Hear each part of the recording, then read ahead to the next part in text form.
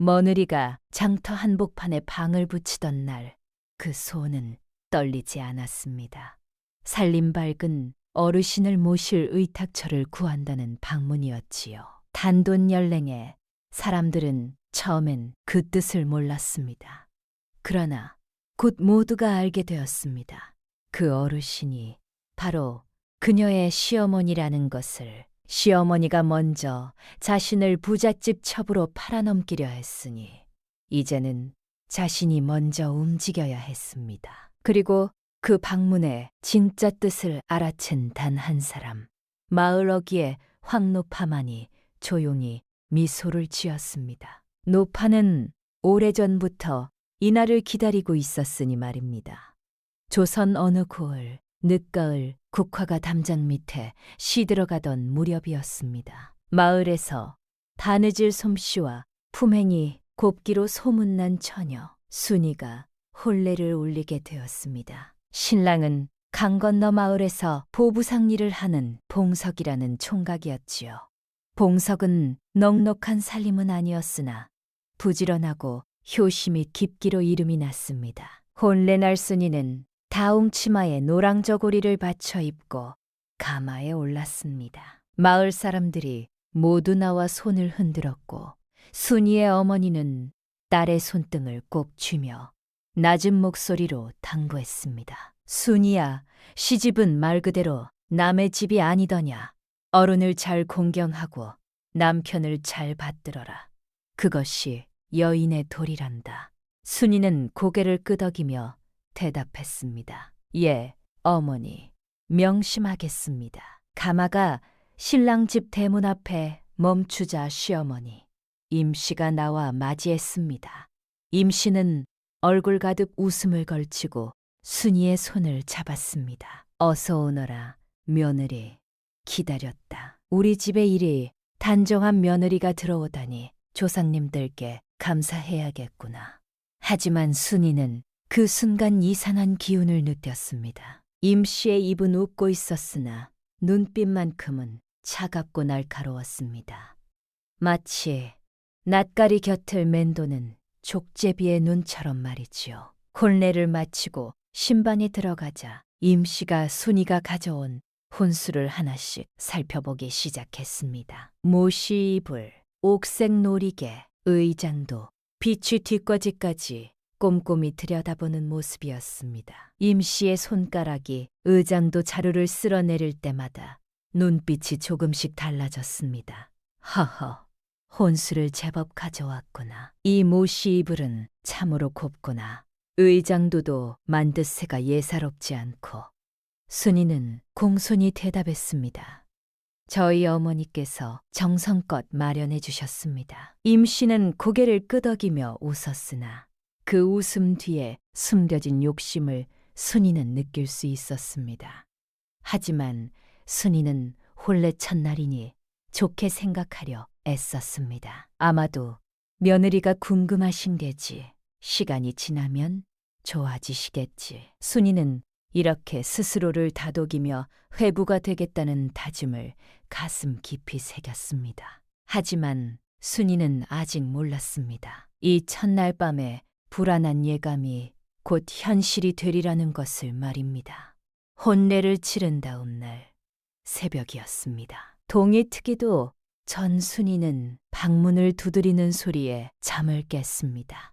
며느리, 아직도 자고 있느냐? 해가 중천에 뜰 때까지 누워있을 셈이냐? 임씨의 날카로운 목소리가 방 안을 가득 채웠습니다. 순이는 황급히 일어나 문을 열었습니다. 어제까지만 해도 다정하던 시어머니의 얼굴은 온데간데 없고 차갑게 굳은 표정만이 남아 있었습니다. 어서 부엌에 가서 불을 지펴라. 물도 길어오고 마당도 쓸어야 하지 않겠느냐. 며느리가 왔으니 내가 이제 편히 쉴 수 있겠구나. 순이는 공손히 대답했습니다. 예, 어머님, 지금 바로 하겠습니다. 순이는 서둘러 부엌으로 갔습니다. 아직 어둠이 가시지 않은 새벽, 우물에서 물을 길어오고 아코니에 불을 지폈습니다. 두레박 손잡이가 손바닥을 파고들었지만 순이는 참고일을 해냈습니다. 아침 식사 준비를 마치고 상을 차리는데 임씨가 부엌으로 들어왔습니다. 순이가 정성껏 지은 쌀밥과 된장국, 나물 반찬을 보더니 고개를 끄덕였습니다. 쌀밥은 내가 먹을 것이니 내 방으로 가져가거라. 너는 저기 독에 있는 보리쌀로 밥을 다시 지어 먹어라. 며느리가 귀한 쌀밥을 먹으면 버릇이 나빠진다. 순이는 깜짝 놀랐습니다. 혼례 첫날 아침부터 보리밥을 먹으라니 이것이 어찌된 일인지 알 수가 없었습니다. 하지만 순이는 참았습니다. 예, 어머님.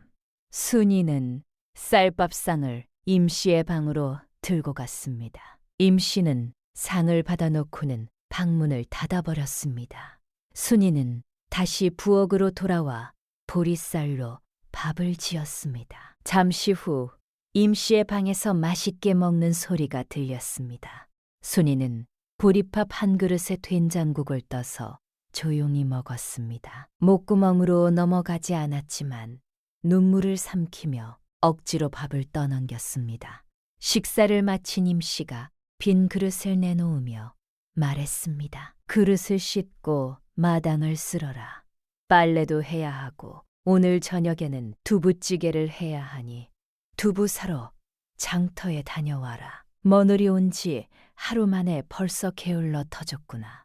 순이는 대답도 못하고 고개만 끄덕였습니다. 온종일 쉴 틈 없이 일을 하고 저녁이 되어서야 겨우 방에 들어올 수 있었습니다. 온몸이 쑤시고 아팠습니다. 순이는 이불을 덮고 누웠지만 잠이 오지 않았습니다. 눈물이 주르르 흘러내렸습니다. 참아야 한다. 횃부가 되겠다고 다짐하지 않았던가. 시간이 지나면 나아지겠지. 순이는 스스로를 다독이며 젖은 눈으로 긴 밤을 지새웠습니다. 그런데 말입니다. 혼례를 올린 지 사흘이 지난 어느 날이었습니다. 날 오후 임씨가 갑자기 순이의 방으로 들어왔습니다. 순이는 빨래를 개다가 황급히 일어나 인사했습니다. 어머님, 무슨 일로 오셨습니까? 임씨는 방 안을 둘러보더니 혼수품이 놓인 함으로 다가갔습니다. 모씨 이불과 옥색 놀이개, 의장도와 비취, 뒷거지가 고이 담긴 함을 열어보며 입맛을 다셨습니다. 며느리, 이 귀한 물건들을 이렇게 방에 두면 어찌하느냐. 도둑이라도 들면 큰일 아니겠느냐. 순이는 고개를 갸웃했습니다.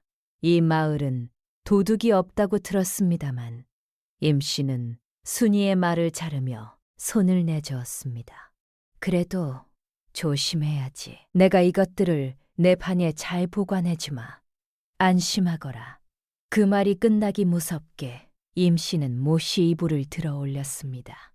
순이는 깜짝 놀라 말했습니다. 어머님, 그러실 것 없습니다. 제가 잘 간수하겠습니다. 하지만 임씨는 듣는 둥 마는 둥 옥색 놀이개를 집어들었습니다. 며느리가 뭘 안다고 그러느냐. 시어미가 보관해 준다는데 거역하는 게냐. 이것이 효도냐. 순이는 할 말을 잃었습니다. 임씨는 순이의 대답도 기다리지 않고 의장도와 비취 뒷거지까지 모두 들고 나갔습니다. 순이가 어머니께 물려받은 소중한 의장도도 외할머니가 주신 비취 뒷거지도 모두 임씨의 손에 들려 사라졌습니다. 순이는 멍하니 서서 긴 함만 바라보았습니다. 가슴이 미어지는 것 같았지만 순이는 꼭 참았습니다. 아무 말도 하지 않았습니다. 그러나 그날부터 순이는 임씨가 가져간 물건과 날짜를 마음속에 하나씩 새겨 두었습니다. 모씨 이불, 옥색 놀이개, 의장도, 비취 뒷거지 하나하나 기억했습니다. 언젠가 이것이 필요할 날이 올 것을 순이는 이미 직감하고 있었습니다. 하지만 그날 밤 순이는 우연히 임씨의 방 앞을 지나다가 그만 멈추고 말았습니다. 임씨가 혼자 중얼거리는 소리였습니다. 허허, 이 무시 이불은 팔면 은자 5행은 받겠구나. 놀이개도 좋고 의장도는 내가 하나 차고 싶었는데 잘 됐어. 비취 뒷거지는 나중에 팔아서 돈을 좀 보태야지. 순이는 그 자리에서 얼어붙고 말았습니다. 보관해 주신다던 말은 거짓이었고 처음부터 혼수를 빼앗을 속셈이었던 것입니다. 순이는 주먹을 불끈 쥐었습니다. 어머니가 정성껏 마련해 주신 혼수, 외할머니가 손수 물려주신 비취의 뒷거지를 이렇게 빼앗기다니 너무나 억울하고 분했습니다. 하지만 순이는 임씨의 방문을 두드릴 수 없었습니다. 조선의 법도에 며느리가 시어미를 거역하는 것은 불효 중에 불효였기 때문입니다. 순이는 조용히 자신의 방으로 돌아왔습니다. 이불을 뒤집어 쓰고 눈물을 흘렸습니다. 백예희 씨의 눈물로 흠뻑 젖도록 울고 또 울었습니다. 남편님께 말씀드려야 하나. 하지만 남편님은 어머니 편만 드실 게 분명해. 순이는 깊은 한숨을 내쉬며 앞으로 어찌해야 할지 막막한 마음으로 긴긴 밤을 지새웠습니다. 며칠이 지난 어느 날이었습니다. 아침 일찍 우물가에 나가 물을 길고 있는데 임씨가 따라 나왔습니다. 마침 이웃 아낙네 2~3명이 우물가에 모여 있었습니다. 임씨는 그들을 바라보며 일부러 크게 말했습니다. 우리 며느리는 먹는 입만 하나 늘었지 아직 쌀밥 먹을 자격은 없다오.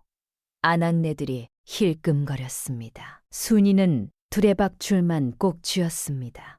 두레박이 우물 아래로 내려가는 동안 순이는 눈을 내리깔았습니다. 뺨이 화끈거렸습니다. 하지만 순이는 고개를 들지 않았습니다.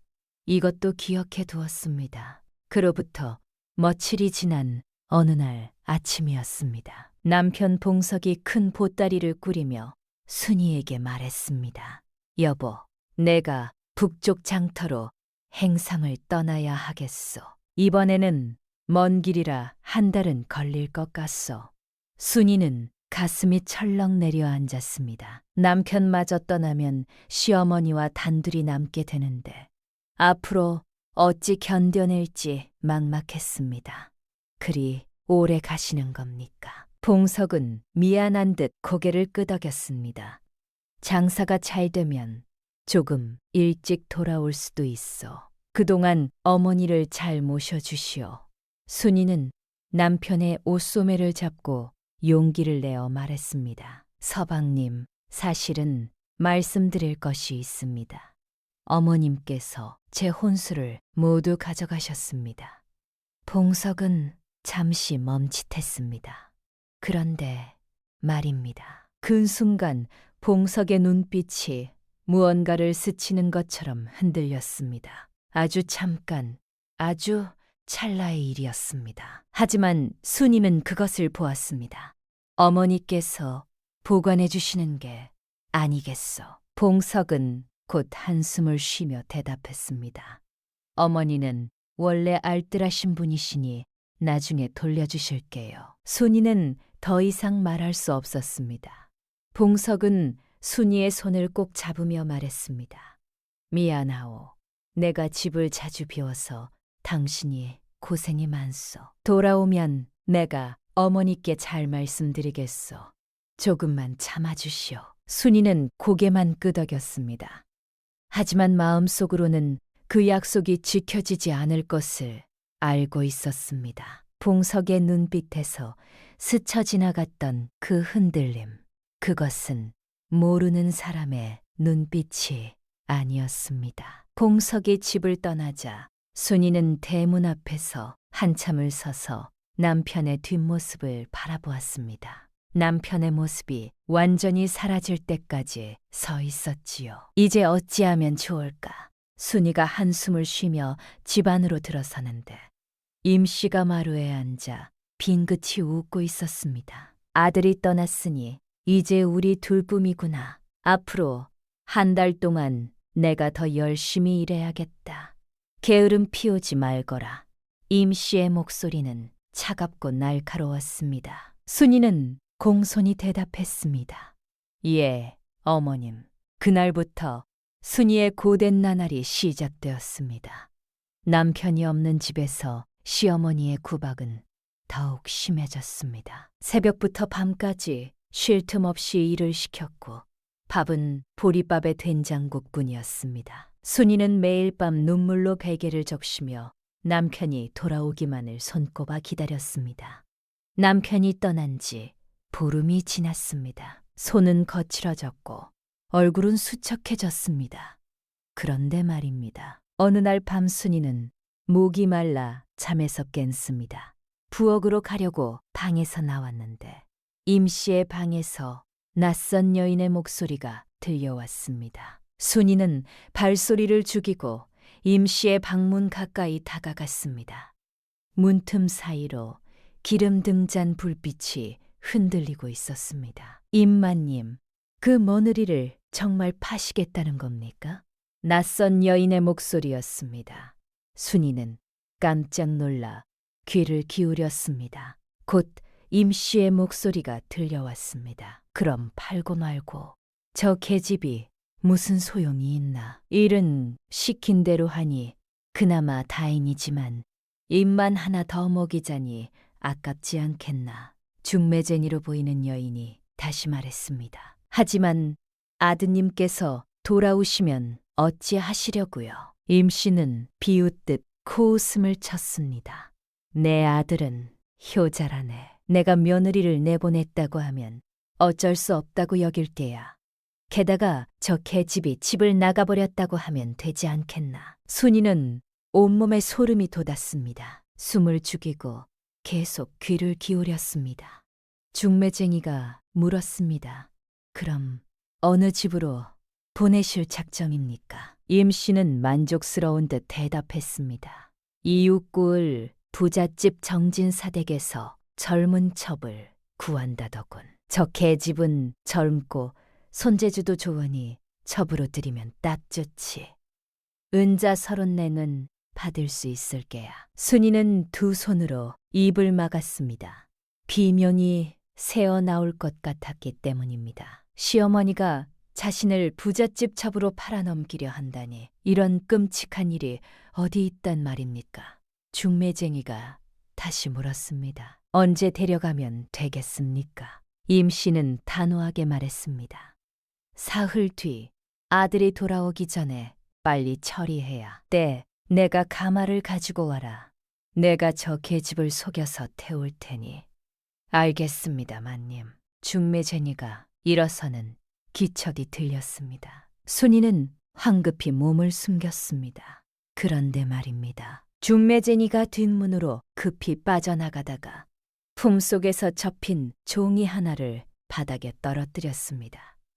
어둠 속에서 종이가 마당 귀퉁이에 내려앉았습니다. 순이는 숨을 죽인 채 기다렸습니다. 중매쟁이의 발소리가 골목 저편으로 사라졌습니다. 순이는 조용히 몸을 낮추어 그 종이를 주워 품에 넣었습니다. 방으로 돌아와 등잔불을 켜고 종이를 펼쳤습니다. 거기에는 며느리를 정진사댁에 첩으로 보내는 대가로 은자 34을 받기로 했다는 내용이 적혀 있었습니다. 임씨의 손 도장도 찍혀 있었습니다. 순이는 종이를 접어 이불 속 깊은 곳에 넣었습니다.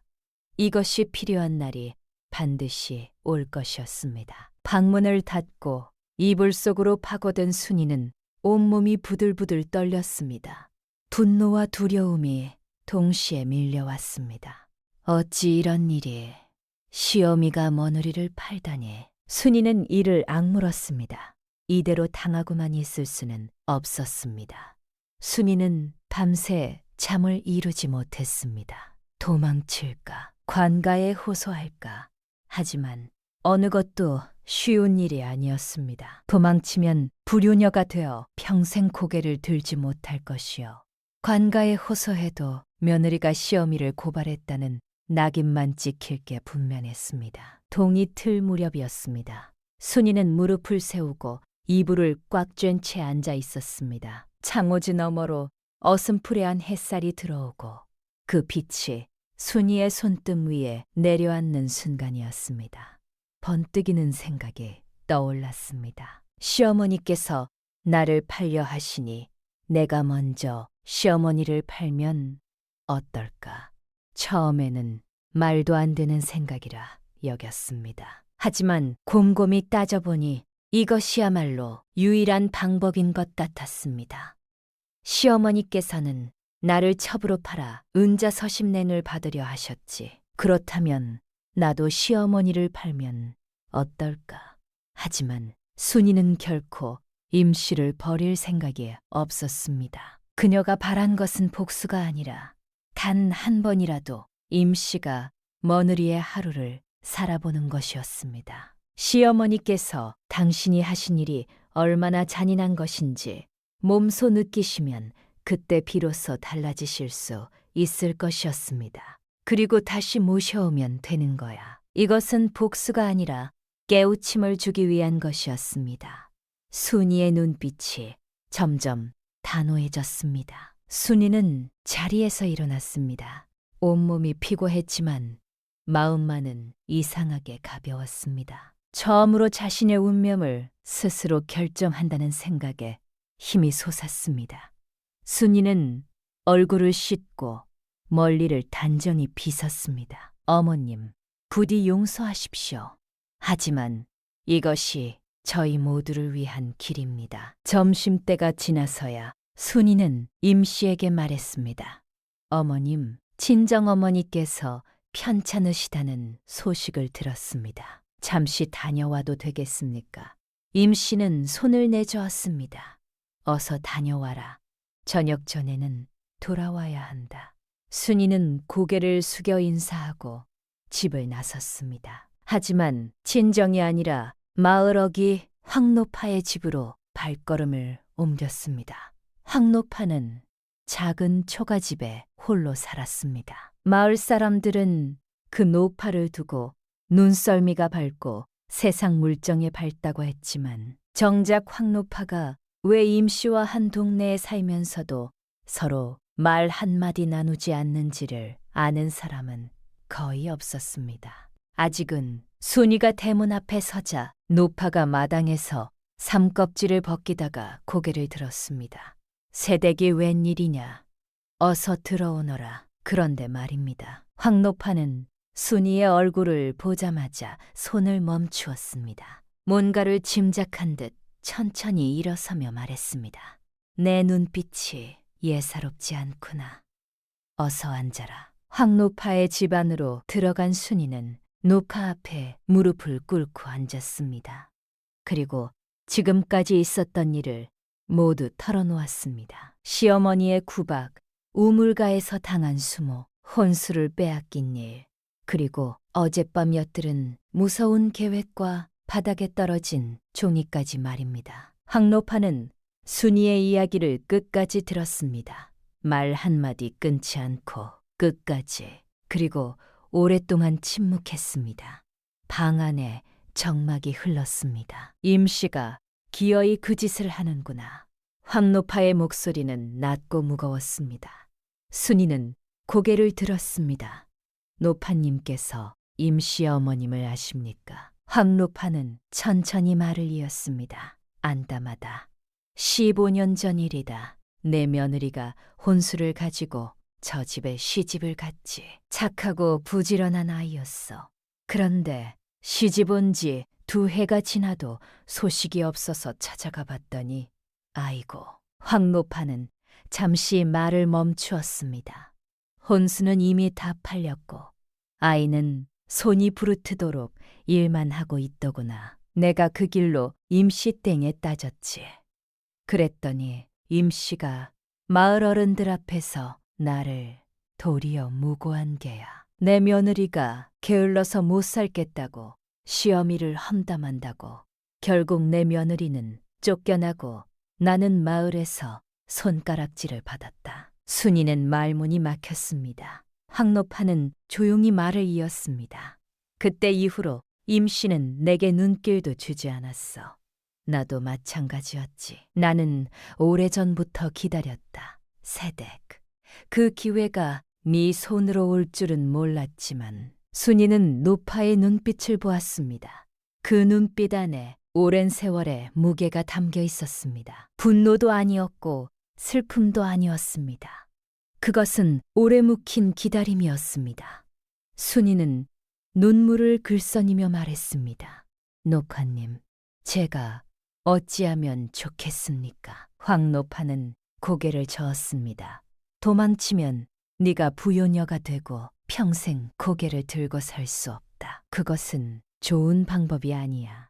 순이는 용기를 내어 자신의 생각을 말했습니다. 사실 제가 한 가지 생각해 본 것이 있습니다. 시어머니께서 저를 파시려 하시니 제가 먼저 시어머니를 파는 겁니다. 물론 영영 버리는 게 아니라 잠시 고생을 시켜서 깨우침을 주려는 것입니다. 황노파의 눈이 반짝였습니다. 그것 참 기발한 생각이로구나. 하지만 누가 늙은이를 받아주겠느냐? 순이는 간절한 눈빛으로 물었습니다. 그래서 노파님께 여쭙고자 했습니다. 혹시 아시는 분이 계십니까? 황노파는 턱을 쓰다듬으며 잠시 생각에 잠겼습니다. 그러다 천천히 고개를 끄덕이며 말했습니다. 있지, 딱 한 사람 있어. 이웃 마을 류영감을 아느냐? 순이는 고개를 저었습니다. 아니요, 처음 듣는 이름입니다. 황노파가 말을 이었습니다. 류영감은 천하의 자린고비야. 재산은 있지만 한 푼도 헛되이 쓰지 않는 구두쇠지. 사람을 일꾼처럼 부리면서도 밥은 쥐꼬리만큼 주는 사람이란다. 그런데 한 가지 욕심은 끝이 없어서 재물 모은다는 사람 이야기라면 귀를 세우지. 순이의 눈이 커졌습니다. 그런 분이라면. 황노파는 고개를 끄덕였습니다. 그래, 임씨를 단박에 길들일 수 있는 자는 오직 그 양반뿐이야. 욕심쟁이는 욕심쟁이로 다스려 하는 법이지. 그런데 세댁 한 가지만 물어보마. 황노파가 순이를 바라보았습니다. 이것이 정말로 깨우침을 주기 위한 것이냐, 아니면 복수냐? 순이는 잠시 침묵했습니다. 솔직하게 말씀드리겠습니다. 처음에는 복수라고 생각했습니다. 하지만 아무리 생각해도 시어머님을 영영 버릴 수는 없었습니다. 서방님의 어머니이시고 저를 받아들이신 분이니까요. 저는 시어머님께서 달라지시기를 바랍니다. 황노파는 한참을 순이의 얼굴을 들여다보더니 천천히 고개를 끄덕였습니다. 좋다. 내가 돕겠다. 류영감 댁에 연통을 넣는 것은 내가 할 테니 네가 직접 찾아가는 것은 안 된다. 세댁 혼자 낯선 사내 집에 가면 마을에 소문이 난다. 내가 먼저 이야기를 전하고 류영감이 네 말을 들으러 장터로 나오게 하마. 훈장 어른한테 방문도 내가 함께 가주마. 세댁 혼자 가면 훈장도 선뜻 붓을 들지 않을 테니. 순이는 무릎을 꿇고 절을 올렸습니다. 노파님, 고맙습니다. 가르침을 주셨습니다. 황노파는 순이의 손을 꼭 잡으며 말했습니다. 세댁, 용기를 내거라. 네가 하려는 일이 결코 나쁜 일이 아니야. 시어머니가 사람의 마음을 다시 배우게 하는 일이니 말이다. 황노파의 집에서 돌아온 순이는 마음이 한결 가벼워졌습니다. 이제 무엇을 해야 할지 분명해졌기 때문입니다. 그날 밤 황노파는 지팡이를 짚고 이웃 마을로 향했습니다. 류영감이 재물 밝은 사람, 이야기에 귀가 솔깃해진다는 것을 누구보다 잘 알고 있었기 때문입니다. 노파는 그 먼 길을 혼자 걸었습니다. 15년을 기다려온 일이었습니다. 한 걸음쯤 더 걷는 것은 아무것도 아니었습니다. 다음 날 아침 순이는 임씨가 낮잠을 자는 틈을 타서 방 안구석진 곳에 숨겨둔 작은 주머니를 꺼냈습니다. 친정에서 올 때 어머니가 몰래 쥐어준 비상금이 들어 있었습니다.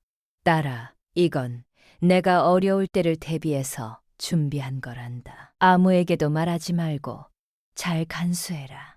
어머니의 목소리가 귓가에 맴돌았습니다. 순이는 주머니를 꼭 쥐며 눈시울이 뜨거워졌습니다. 어머니, 이 돈을 이렇게 쓰게 될 줄은 몰랐습니다. 순이는 주머니를 품에 넣고 황노파의 집으로 향했습니다. 두 사람은 함께 마을 근방으로 걸어갔습니다. 황노파가 앞장서고 순이가 뒤를 따랐습니다. 근방에 도착하자 훈장이 책을 읽다가 고개를 들었습니다. 황노 임장이 웬일이오. 그리고 봉석의 며느리도. 황노파가 먼저 입을 열었습니다. 훈장 어른, 이 세댁한테 사연이 있어 들어봐 주시오. 황노파는 임씨가 벌이려는 일을 간략히 전했습니다. 훈장의 얼굴이 점점 굳어갔습니다. 순이는 조용히 덧붙였습니다. 훈장님, 부탁이 하나 있습니다. 방문을 하나 써주실 수 있겠습니까? 어르신 의탁처를 구한다는 방문을 써주십시오. 뜻을 아는 사람만 알 수 있도록 직접 드러나지 않게요. 훈장은 황노파를 바라보았습니다. 황노파가 고개를 끄덕였습니다. 내가 보증하오. 이 세댁은 바른 사람이요. 시어미가 먼저 며느리를 팔려 했소. 이 아이는 시어미를 깨우쳐 다시 데려오려는 것이오. 훈장은 한참을 침묵했습니다. 그러다 붓을 들었습니다. 알았다. 내가 쓰겠다. 하지만 내가 훈장으로서 방문에 이름을 올리는 것이 아니라 내용만 적어주는 것이오. 내 이름은 없어. 순이는 깊이 고개를 숙였습니다. 그것만으로도 감사합니다, 훈장님. 훈장은 붓을 들고 종이에 글을 쓰기 시작했습니다. 순이가 뜻을 일러주는 대로 한자 한자 정성껏 써내려갔습니다. 살림능하고 재물 밝은 어르신 의탁처를 구합니다. 근검하고 알뜰하신 분으로 집안을 바로잡고자 하는 분께 모실 용의가 있습니다. 장터 느티나무 아래로 오시어. 황노파가 방문을 들여다보며 고개를 끄덕였습니다. 이 정도면 뜻을 아는 사람은 알겠구나. 류영감한테는 내가 미리 귀띔을 해두마. 양반이 장터에 나오도록 내가 알아서 하겠다. 방문이 완성되자 순이는 훈장에게 돈을 건넸습니다. 고맙습니다, 훈장은. 훈장은 받지 않았습니다. 됐다. 이 돈은 나중에 어머니 갖다 드려라. 그리고 세댁 반드시 다시 모셔와야 하오. 알겠소. 순이는 단호하게 대답했습니다. 이튿날 아침 순이는 닷새장에 사는 날을 기다렸습니다. 임씨에게 말했습니다. 어머님, 장터에 가서 소금을 사오겠습니다. 임씨는 손을 내저었습니다. 소금은 아직 남았다. 쓸데없이 돈을 쓰지 마라. 순이는 고개를 숙였습니다. 예, 어머님, 장터 구경이라도 다녀오겠습니다. 임씨는 코웃음을 쳤습니다. 게으른 것 같으니 해가 질 때까지는 돌아와야 한다. 순이는 집을 나섰습니다. 품속에는 훈장이 써준 방문이 들어 있었습니다. 심장이 두근두근 뛰었지만 순이는 발걸음을 멈추지 않았습니다. 장터에 도착하자 사람들로 북적였습니다. 쌀 파는 사람, 생선 파는 사람, 온갖 물건을 사고 파는 사람들로 가득했습니다. 순이는 장터 한가운데 서 있는 느티나무 앞에 자리를 잡았습니다. 그리고 품속에서 방문을 꺼내 나무 기둥에 붙였습니다. 순식간에 사람들이 모여들었습니다. 이게 무슨 방이냐? 어르신 의탁처를 구한다고. 글쎄, 이게 무슨 뜻이지? 사람들이 고개를 갸웃거렸습니다. 그런데 말입니다. 그 자리에 있던 한 아낙네가 소리쳤습니다. 아니, 이 세댁은 봉석의 며느리 아니요. 집 시어미 임시마님 며느리요. 이 방문이 혹시 임시마님을 두고 하는 말이요. 한 번 물꼬가 트이자 소문은 걷잡을 수 없이 퍼졌습니다. 사람들의 눈이 순이에게 쏠렸습니다. 어떤 이는 어이없다는 듯 고개를 저었고, 어떤 이는 씨 웃었고, 어떤 이는 혀를 찼습니다. 한 아낙네가 다가와 물었습니다. 세대 정말로 시어머니를 파려는 게냐? 이게 무슨 폐륜이냐? 순이는 차분하게 대답했습니다. 우리 시어머니는 살림능하고 재물에 밝으시며 아침부터 밤까지 쉬는 법이 없으십니다. 허름한 집안을 일으키고 싶으신 분께 모시려 합니다. 그러나 순이는 끝내 팔았다고 말하지 않았습니다. 맡기는 것이라고 했습니다. 하지만 장터 사람들의 입에는 이미 다른 말이 돌고 있었습니다. 봉석의 며느리가 시어미를 팔았다더라. 그날 장터 소문은 삽시간에 퍼져나갔습니다. 하지만 순이가 원한 사람은 딱 한 명이었습니다. 황노파가 이미 귀띔을 해둔 그 사람. 오시가 지났을 무렵이었습니다. 바짝 마른 체격에 낡은 갓을 쓰고 너덜너덜한 도포를 걸친 늙은이가 느티나무 쪽으로 걸어왔습니다. 눈빛만큼은 날카롭고 예리했습니다. 그대가 어르신 의탁처를 구한다는 계집이냐? 목소리는 쇠조각처럼 차갑고 날카로웠습니다. 순이는 고개를 끄덕였습니다. 그러하옵니다. 류영감은 방문을 찬찬히 읽어내려갔습니다. 재물 밟고 살림능하다고? 그게 정말이냐? 순이는 단호하게 대답했습니다. 거짓말 하나 없습니다. 저희 시어머니는 제 혼수품까지 빼앗아 숨겨두실 만큼 재물에 밝으십니다. 돈 한 푼도 헛되이 쓰는 법이 없으시지요. 류영감의 눈이 반짝였습니다. 혼수까지 빼앗았다고? 허허, 그 정도면 제법이로구나. 순이는 말을 이었습니다. 또한 우리 시어머니는 아침부터 밤까지 쉬는 법이 없으십니다. 집안 살림을 다스리는 재주도 뛰어나시고요. 늙은이는 턱을 쓰다듬으며 물었습니다. 나이는 예순이 조금 넘으셨으나 정정하십니다.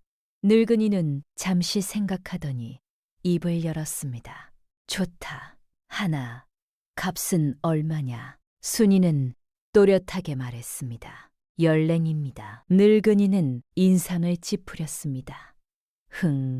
예순 넘은 어르신 한 분을 맞는데 열랭이라니 터무니없구나. 오냉이면 되지 않겠느냐? 순이는 흔들리지 않고 말했습니다. 그럼 다른 분께 드리겠습니다. 이 가격에 안 사시면 말씀하십시오. 늙은이는 순이를 뚫어지게 바라보았습니다. 저 계집이 호락호락하지 않다는 것을 알아챘습니다. 허허, 제법 배짱이 있구나. 그럼 팔냉은 어떠냐? 순이는 여전히 고개를 저었습니다. 열냉입니다. 한 푼도 깎을 수 없습니다. 늙은이는 한참을 망설였습니다. 하지만 재물 밝다는 말이 자꾸만 마음에 걸렸습니다. 그래, 알았다. 열냉을 주겠다. 늙은이는 허리춤에서 돈주머니를 꺼내 은자 열냉을 세워 내놓았습니다. 순이는 돈을 받아 세심하게 확인했습니다. 순이는 처음으로 늙은이를 영감이라 불렀습니다.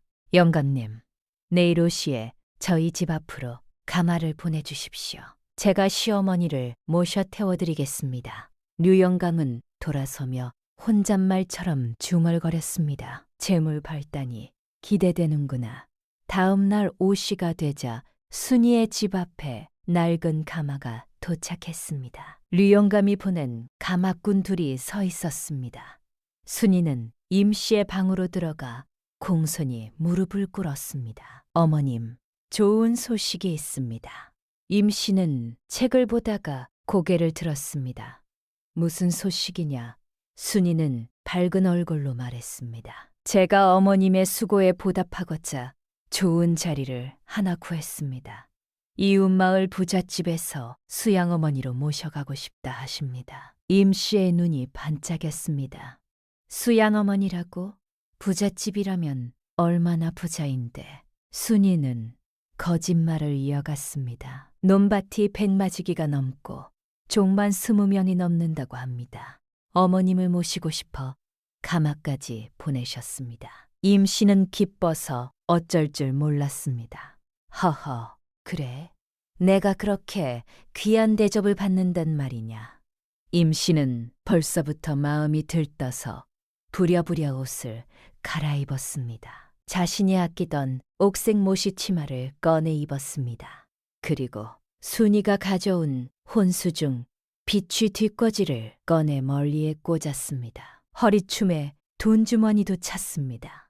그 안에는 며느리에게서 빼앗은 돈과 혼수를 팔아모은 돈이 들어 있었습니다. 어머님, 참으로 곱게 차려입으셨습니다.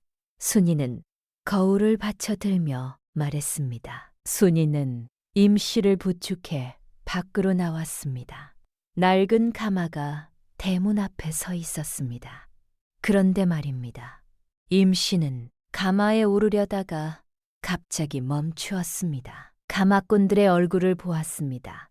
등을 굽히고 서 있었지만 인사를 올리지 않았습니다. 낡은 방석에 먼지가 내려앉아 있었습니다. 임 씨는 천천히 고개를 돌려 순이를 바라보았습니다. 이게 무슨 가마냐? 정말 부잣집 가마가 맞느냐? 순이는 임 씨의 눈을 피하지 않았습니다. 두 사람의 눈이 마주쳤습니다. 임 씨는 머느리의 눈빛 속에서 무언가를 보았습니다. 두려움이 아니었습니다. 눈빛은 너무나 고요했습니다. 너무나 단단했습니다. 내려야 한다는 생각이 스쳤습니다. 그러나 비단 옷과 고기 반찬, 부잣집 수양어머니라는 말이 임 씨의 발을 다시 가마 안으로 밀어 넣었습니다. 결국 임 씨는 가마에 올랐습니다. 자신의 탐심이 발목을 잡았습니다. 순이는 가마 옆에서 임 씨를 향해 공손히 절을 올렸습니다. 어머님, 그곳에서 편히 지내십시오. 제가 곧 문안을 엿줄러 가겠습니다. 가마꾼들이 가마를 들어 올렸습니다. 가마가 골목을 돌아 사라지자 순이는 깊은 한숨을 내쉬었습니다. 어머님, 부디 그곳에서 깨달음을 얻으소서. 순이는 마음속으로 다짐했습니다. 임 씨를 오래 버려둘 생각은 없었습니다. 다만 혼자 힘으로는 낯선 이웃마을까지 찾아가 임 씨를 다시 데려올 수 없었습니다. 봉석이 돌아오면 그때 함께 모셔오리라 마음먹었습니다. 가마가 한참을 달려 어느 마을에 도착했습니다. 임 씨는 가마 안에서 계속 불안한 마음을 떨치지 못하고 있었습니다. 아까 며느리의 눈빛이 자꾸만 머릿속에 걸렸습니다. 가마가 멈추자 가마꾼이 팔을 내렸습니다. 도착했습니다. 임 씨는 기대와 불안이 뒤섞인 채 가마 밖으로 나왔습니다. 하지만 눈앞에 펼쳐진 광경을 보고 그 자리에 얼어붙고 말았습니다. 화려한 기와집은커녕 지붕이 허물어져 가는 낡은 초가집이 서 있었습니다. 마당은 잡초가 무성하고 담장은 군데군데 무너져 있었습니다. 이게 무슨 일이냐? 여기가 어디냐? 임 씨가 소리치자 초가집 문이 열리며 류영감이 나왔습니다. 바짝 마른 몸에 낡은 옷을 걸친 늙은이였습니다. 당신은 누구냐? 이 집 주인은 어디 있느냐? 류영감은 차갑게 말했습니다. 내가 이 집 주인이다. 내 며느리가 내게 며칠 일을 맡겨보라 부탁하더구나. 임 씨의 얼굴이 새하얗게 질렸습니다. 뭐라고? 며느리가 나를 넘겼다고? 류영감은 코웃음을 쳤습니다. 여기 네 며느리가 직접 남긴 의탁 문서가 있다. 연랭은 맡김값으로 받은 것이오. 류영감은 허리춤에서 종이 한 장을 꺼냈습니다. 거기에는 순이의 손도장이 찍혀 있었습니다. 류영감은 냉정하게 말을 이었습니다. 여기서는 누구든 일한 만큼 먹고 게으르면 굶는 법이오. 돌아가고 싶다면 네 며느리가 올 때까지 기다리시오. 임 씨는 허리춤의 돈주머니를 만져보았습니다. 그 안에 은자 5냥이 들어 있었지만 어림도 없는 돈이었습니다. 류영감이 다시 말했습니다. 자, 이제 일을 시작해라. 저기 밭에 가서 김을 매거라. 해가 지기 전까지 다 매야 저녁을 먹을 수 있다. 임씨는 망연자실한 채 밭을 바라보았습니다. 평생 그런 일을 해본 적이 없는 임씨는 그저 멍하니 서 있을 뿐이었습니다. 그날부터 임씨는 자신이 한 번도 겪어보지 못한 나날을 보내게 되었습니다. 처음 사흘 동안 임씨는 이를 갈았습니다. 감히 저 어린 며느리가 나를 이런 곳에 보내다니 순이만 돌아오면 가만두지 않으리라 생각했습니다. 동이 트기도 전 류영감은 임씨를 깨웠습니다. 일어나라. 해가 중천에 뜰 때까지 누워있을 셈이냐. 임씨는 눈을 비비며 일어났습니다. 류영감은 호미를 내밀었습니다. 밭에 가서 김을 매거라. 임씨는 떨리는 손으로 호미를 받았습니다. 밭으로 가보니 끝이 보이지 않을 만큼 넓었습니다. 허리를 굽히고 풀을 뽑기 시작했습니다. 한 뼘도 못 가서 허리가 끊어질 듯 아팠습니다. 손에는 물집이 잡히고 땀이 비오듯 흘러내렸습니다. 아이고, 이게 무슨 고생인가. 임씨는 주저앉아 쉬려고 했습니다. 그 순간 류영감의 꾸짖는 소리가 들렸습니다. 거기서 뭐 하느냐. 쉬지 말고 일해라. 해가 중천에 떴을 때 류영감이 나타났습니다. 밥 먹어라. 내밀어진 것은 조그만 그릇에 담긴 좁쌀죽 한 숟가락이었습니다. 임씨는 기가 막혔습니다. 이것뿐입니까? 이걸로 어찌 하루를 버티란 말입니까? 류영감은 차갑게 대답했습니다. 일을 다 못 마쳤으니 이것뿐이요. 일을 더 해야 저녁에 더 먹을 수 있어. 임씨는 그 말을 듣는 순간 온몸이 굳었습니다. 이것은 자신이 며느리에게 했던 말과 똑같았습니다. 오후에는 물을 길어야 했습니다. 우물에서 집까지 10번도 넘게 오가며 물을 길었습니다. 어깨가 빠질 듯 아팠고 다리는 후들거렸습니다. 저녁이 되자 빨래를 하라는 명이 떨어졌습니다. 찬물에 손을 담그자 손이 얼어붙는 듯 했습니다. 임씨는 눈물이 흘러내렸습니다. 어느 날 류영감이 밭일이 늦어진다며 임씨를 꾸짖었습니다. 임씨가 항의했습니다. 나는 양반마님이요. 이런 대접을 받을 수 없어. 류영감은 냉정하게 말했습니다. 일을 못 마쳤으니 오늘 저녁은 없어. 오늘은 방을 내줄 수 없으니 내일 아침까지 마당 한쪽 멍석에서 밤을 보내시오. 임씨는 기가 막혔습니다. 마당 한쪽 멍석 위에서 밤을 보내야 했습니다. 늦가을 바람이 마당을 휩쓸었습니다. 임씨는 낡은 멍석 하나를 끌어당겨 어깨를 감쌌습니다. 별이 총총한 하늘을 올려다보며 뼈가 시리도록 추운 밤을 버텼습니다. 그 밤이었습니다. 나흘째 되던 밤, 임씨는 추위에 떨며 눈을 감았습니다. 그런데 그 순간 눈꺼풀 안에 한 장면이 떠올랐습니다. 새벽빛도 들기 전 우물가로 나가던 순이 두레박을 양손에 들고 비틀거리던 그 작은 어깨, 좁쌀죽 한 숟가락을 받아들고 젓가락을 움직이지 못했을 때 처음으로 보리밥 한 그릇을 홀로 먹어 눈물을 삼키던 며느리의 뒷모습이 떠올랐습니다. 우물가에서 두레박 줄을 꼭 쥐고 눈을 내리깔던 그 모습도 임씨는 그 자리에서 눈물이 흘렀습니다. 내가 저 아이에게 이랬구나. 밭을 매다 허리를 펼 때마다 순이가 떠올랐습니다. 물을 길어오며 어깨가 끊어질 때 아플 때마다 순이가 떠올랐습니다.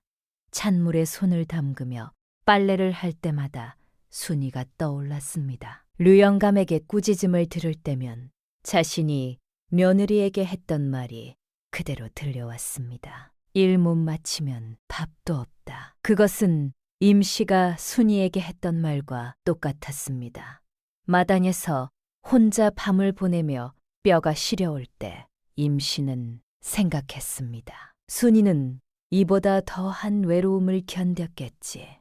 남편도 없이 하소연할 사람도 없이 그 긴 밤들을 며느리가 가져온 혼수를 빼앗았던 일, 보리밥만 주며 구박했던 일, 심지어 며느리를 팔려고 했던 일까지 모두 떠올랐습니다. 내가 어찌 그런 악독한 짓을 할 수 있었을까? 순이는 아무 잘못도 없는데 임씨는 자신의 탐욕과 심술이 얼마나 사악했는지 뼈저리게 깨달았습니다.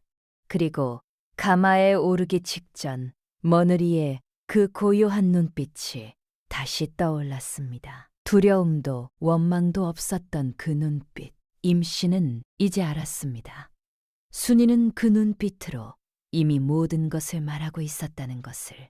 나는 너를 포기하지 않는다. 그것이 그 눈빛의 뜻이었습니다. 순이야, 용서해다오. 이 못난 시어미를 용서해다오. 임씨는 차가운 밤하늘 아래 홀로 중얼거렸습니다. 만약 다시 집으로 돌아갈 수 있다면 순이를 진심으로 딸처럼 아끼리라. 한 달 만에 보부상 길을 마치고 봉석이 집으로 돌아왔습니다. 보따리를 등에 지고 대문을 들어서며 밝은 목소리로 외쳤습니다. 다녀왔소, 어머니, 여보. 하지만 집안은 조용했습니다. 봉석은 이상한 기분이 들어 어머니의 방문을 열었습니다. 방 안은 텅 비어 있었습니다. 어머니, 어디 계십니까? 봉석은 부엌으로, 마루로, 마당으로 다니며 어머니를 찾았습니다. 하지만 어디에도 어머니의 모습은 보이지 않았습니다. 그때 순이가 방에서 나왔습니다. 한 달 동안 홀로 지낸 순이의 얼굴은 여전히 수척했지만 눈빛만큼은 단호했습니다. 서방님, 돌아오셨습니까? 봉석은 급히 다가가 물었습니다. 여보, 어머니는 어디 가셨소? 왜 집에 안 계시오? 순이는 잠시 망설이다가 입을 열었습니다. 시어머님을 제가 맡겼습니다. 봉석은 귀를 의심했습니다. 뭐라고? 어머니를 맡겼다고? 봉석의 얼굴이 벌겋게 달아올랐습니다. 분노가 치밀어 올랐습니다. 그게 무슨 소리냐? 어찌 그런 짓을 했단 말이냐? 순이는 조용히 받아들였습니다. 서방님께서 화를 내실 줄 알았습니다. 봉석은 주먹을 불끈 쥐었습니다. 화를 낼 줄 알았다고. 그럼 어찌 그런 짓을 했단 말이오? 순이는 방으로 들어가 2장의 종이를 가지고 나왔습니다. 첫 번째는 중매쟁이가 떨어뜨린 쪽지였습니다. 두 번째는 빼앗긴 혼수 목록이었습니다. 이것을 보십시오. 봉석은 떨리는 손으로 첫 번째 종이를 받아 읽었습니다. 거기에는 며느리를 부잣집 첩으로 팔아 은자 30냉을 받기로 했다는 내용과 임씨의 손도장이 찍혀 있었습니다. 봉석의 얼굴이 창백해졌습니다. 이게 정말이요? 어머니께서 당신을 팔려고 했다는 게. 봉석은 그 자리에 주저앉았습니다. 두 번째 종이를 받아들었습니다. 혼수 목록이었습니다. 모시 이불, 옥색 놀이개, 의장도, 비취 뒷거지. 봉석은 목록을 내려다보다가 한 줄 위에서 눈이 멈추었습니다. 비취 뒷거지. 봉석은 천천히 눈을 감았습니다. 자신은 알고 있었습니다. 집을 떠나던 날 아침 어머니의 멀리에 꽂혀 있던 그 비취 뒷거지가 순이의 것이라는 것을 그때 이미 알았습니다. 그러면서도 아무 말도 하지 않았습니다. 봉석은 천천히 종이를 내려놓았습니다. 순이를 보지 않았습니다. 그 대신 고개를 들어 마루 너머 마당을 바라보았습니다. 저물어가는 늦가을 해가 담장 위로 걸려 있었습니다. 한참이 지났습니다. 봉석이 천천히 고개를 들었습니다. 목소리가 낮았습니다. 미안하오. 나는 효자가 아니라 겁쟁이였어. 어머니를 믿은 것이 아니라 당신의 고통을 외면한 것이오. 봉석은 말을 이었습니다. 나는 알고 있었소. 어머니께서 당신을 구박하시는 것을 알면서도 모른 척했소. 떠나던 날 어머니 멀리에 꽂힌 뒷거지가 당신 것이라는 것도 알았소. 그러면서 보따리를 들고 나서 버렸소. 그것이 나의 큰 잘못이오. 순이는 남편의 손을 잡았습니다. 하지만 서방님, 저는 시어머님을 영영 버리려 한 것이 아닙니다. 봉석은 고개를 들어 아내를 바라보았습니다. 무슨 말이오? 순이는 진심 어린 목소리로 말했습니다. 시어머님께서 당신이 하신 일이 얼마나 잔인한 것인지 몸소 느끼시게 하려 했을 뿐입니다. 제가 모은 돈을 보태어 다시 모셔올 것입니다. 부디 함께 해주십시오. 봉석은 아내의 손을 꼭 잡았습니다. 당신은 참으로 현명한 사람이요. 나보다 훨씬. 순이는 고개를 저었습니다. 아닙니다. 저도 사람인지라 처음에는 미운 마음이 들었습니다. 하지만 황노파께서 말씀하셨습니다. 미움으로는 미움을 풀 수 없다고 말입니다. 봉석은 고개를 끄덕였습니다. 좋소. 그럼 우리 함께 어머니를 모셔옵시다. 내가 가진 돈도 모두 보탤 것이오. 그날 밤 봉석과 순이는 임씨를 다시 모셔오기 위한 준비를 했습니다. 봉석이 장사로 번 돈과 순이가 몰래 아껴둔 비상금을 모두 꺼냈습니다. 둘이 가진 것을 합쳐보니 12냉이었습니다. 봉석은 돈주머니를 허리춤에 차며 말했습니다. 이만하면 어떻게든 어머니를 모셔올 수 있을 것이오. 다음 날 이른 아침 순이와 봉석은 함께 길을 나섰습니다. 류영감의 집까지는 반나절 걸음이었습니다. 해가 중천에 떴을 무렵 두 사람은 낡은 초가집 앞에 도착했습니다. 밭에서 일하는 사람의 모습이 보였습니다. 순이는 그 모습을 보고 가슴이 철렁 내려앉았습니다. 비록 시어머니가 자신을 못살게 굴었지만 저렇게 고된 일을 하는 모습을 보니 마음이 아팠습니다. 봉석은 대문을 두드렸습니다. 계십니까? 잠시 후 류영감이 나왔습니다. 누구냐? 봉석은 공손히 절을 올렸습니다. 소인은 임씨의 아들입니다. 어머니를 찾아왔습니다. 류영감은 가늘게 눈을 뜨며 말했습니다. 오, 네가 그 아들이로구나. 어머니를 데려가려면 돈을 내놓아라. 순이가 앞으로 나섰습니다. 제가 열랭에 맡겼으니 열랭을 드리겠습니다. 류영감은 코웃음을 쳤습니다. 열랭, 그것으로는 안 되지. 내가 보름 가까이 먹이고 재웠는데 그 값도 쳐야지. 15냉을 내놓아라. 봉석은 당황했습니다. 자신들이 가진 돈은 12낭뿐이었습니다. 영감님, 저희가 가진 돈은 12낭뿐입니다. 부디 봐주십시오. 류영감은 단호하게 고개를 저었습니다. 안 된다. 15이 아니면 돌려보낼 수 없다. 순이는 무릎을 꿇었습니다. 영감님, 부디 자비를 베푸십시오. 저희 집이 가난하여 이것이 전부입니다. 류영감은 잠시 망설이다가 입을 열었습니다. 그래, 알았다. 너희가 불쌍하니 12냉만 받겠다. 공석은 얼른 돈주머니를 꺼내 은자 12냉을 세어 내놓았습니다. 류영감은 돈을 받아 꼼꼼히 세어본 뒤 고개를 끄덕였습니다. 좋다. 밭에 가서 데려가거라. 순이와 봉석은 밭으로 달려갔습니다. 그곳에는 초췌한 모습의 임씨가 허리를 굽히고 김을 메고 있었습니다. 어머니, 봉석의 목소리에 임씨는 고개를 들었습니다. 아들과 며느리를 보는 순간 임씨의 눈에서 눈물이 쏟아졌습니다. 봉석아, 순이야. 임씨는 호미를 던지고 달려왔습니다. 그리고 며느리 앞에 무릎을 꿇었습니다. 순이야, 용서해다오. 이 못난 시어미를 용서해다오. 순이도 눈물을 흘리며 임씨의 손을 잡았습니다. 어머님, 일어나십시오. 이제 집으로 돌아가십시다. 임씨는 며느리의 손을 꼭 잡고 통곡했습니다. 내가 미쳤었다. 내가 너를 얼마나 괴롭혔는지 이제야 알겠구나. 용서해다오. 임씨는 잠시 말을 멈추고 며느리의 얼굴을 들여다보았습니다. 그리고 낮은 목소리로 말했습니다. 순이야, 가마에 오르기 전에 나는 알았다. 네가 나를 속이고 있다는 것을. 하지만 내려오지 못했어. 비단옷이며 고기 반찬이며 그 욕심이 내 발을 붙잡았어. 내 탐심이 나를 여기까지 끌고 온 거야. 임씨는 손으로 눈물을 닦았습니다.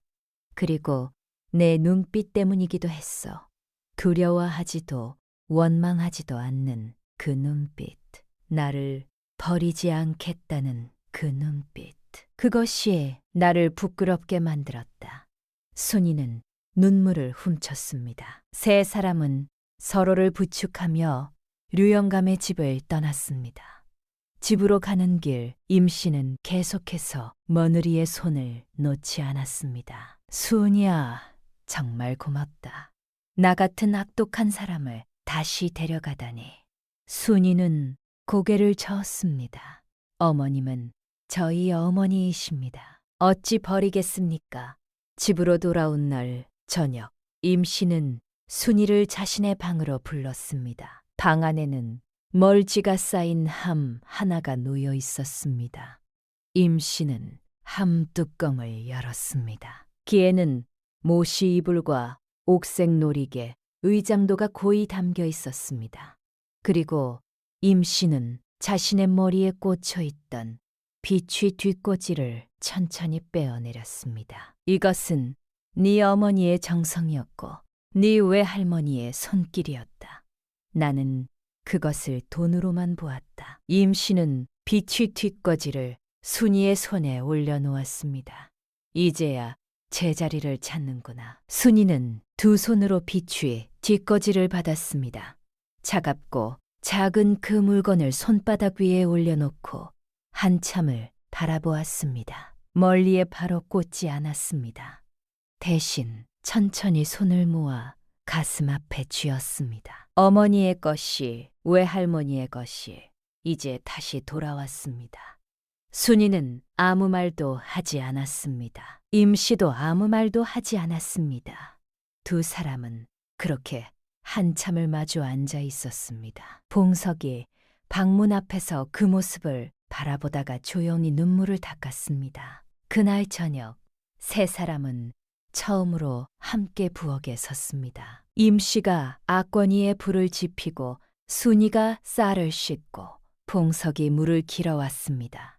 밥이 익어가는 냄새가 집안에 퍼졌습니다. 저녁상이 차려졌습니다. 하얀 쌀밥에 된장찌개, 나물 반찬, 생선구이까지 정성껏 차린 상이었습니다. 세 사람은 처음으로 함께 둘러앉아 밥을 먹었습니다. 며칠 뒤였습니다. 임씨는 순이와 함께 장터에 나갔습니다. 사람들이 두 사람을 보며 수군거리기 시작했습니다. 봉석의 며느리가 시어미를 팔았다더니 저렇게 같이 나왔구나. 임씨가 먼저 입을 열었습니다. 내 며느리가 나를 판 것이 아니라오. 나를 사람으로 돌려놓은 것이오. 장터가 조용해졌습니다. 사람들의 시선이 임씨에게 쏠렸습니다. 임씨는 흔들리지 않고 말을 이었습니다. 내가 먼저 며느리를 못살게 굴었소. 이 며느리는 나를 원망하는 대신 깨우침을 주려 했소. 나는 그 은혜를 평생 갚으며 살 것이오. 장터는 한동안 조용했습니다. 그러다 한 아낙네가 말했습니다. 그것 참 대단한 며느리로구나. 사람들이 고개를 끄덕이기 시작했습니다. 우물가에서 임씨에게 수모를 당하던 순이를 기억하는 이들이 있었습니다. 그들은 이제 순이의 얼굴을 다시 바라보았습니다. 그 얼굴에는 승리의 빛도 원한의 빛도 없었습니다. 저 담담하고 조용한 눈빛뿐이었습니다. 며칠 후 임씨는 지팡이를 짚고 혼자 마을 어귀로 걸어갔습니다. 황노파의 집 앞에 서서 문을 두드렸습니다. 황노파가 천천히 문을 열었습니다. 두 사람은 오랫동안 서로를 바라보았습니다. 15년이 흘렀습니다. 임씨가 먼저 입을 열었습니다. 그때 당신 며느리에게도 내가 몹쓸 짓을 했어. 황노파는 한참 말이 없었습니다. 늦었지만 이제라도 알았으면 됐어. 황노파는 문을 조금 더 열었습니다. 들어오시오. 두 사람은 처음으로 한 지붕 아래 앉았습니다. 말이 많지 않았습니다. 하지만 그것으로 충분했습니다. 겨울이 오기 전 황노파는 조용히 눈을 감았습니다. 오래 묵은 하늘, 조금은 내려놓은 사람처럼 마지막 얼굴은 평온했다고 했습니다. 순이는 소식을 듣고 혼자 노파의 집을 찾아갔습니다. 마당에는 아직 노파가 가꾸던 삼줄기가 남아 있었습니다. 순이는 마당 한가운데 서서 한참을 고개를 숙였습니다. 노파님, 고맙습니다. 노파님, 덕분에 저는 복수가 아니라 깨우침을 택할 수 있었습니다. 바람이 삼줄기를 흔들었습니다. 마치 노파가 고개를 끄덕이는 것처럼 후로임 씨는 마을에서 가장 자상한 시어머니로 변했습니다. 매일 아침 며느리보다 먼저 일어나 따뜻한 밥을 차려주었습니다. 마을 잔치가 있을 때면 임 씨는 사람들에게 자랑했습니다. 우리 며느리는 천하의 회보요. 지혜로운 사람이라오. 그러면 마을 사람들은 고개를 끄덕이며 말했습니다. 그래요. 그 며느리가 시어미에게 사람의 마음을 다시 알게 했지요. 그 뒤로 사람들은 오래도록 이 일을 이야기했습니다. 며느리가 시어머니를 판 이야기가 아니라 한 사람이 다른 사람의 아픔을 처음으로 제 몸으로 데운 이야기라고 말입니다. 순이와 임씨 그리고 봉석은 오래오래 화목하게 살았다고 전해집니다.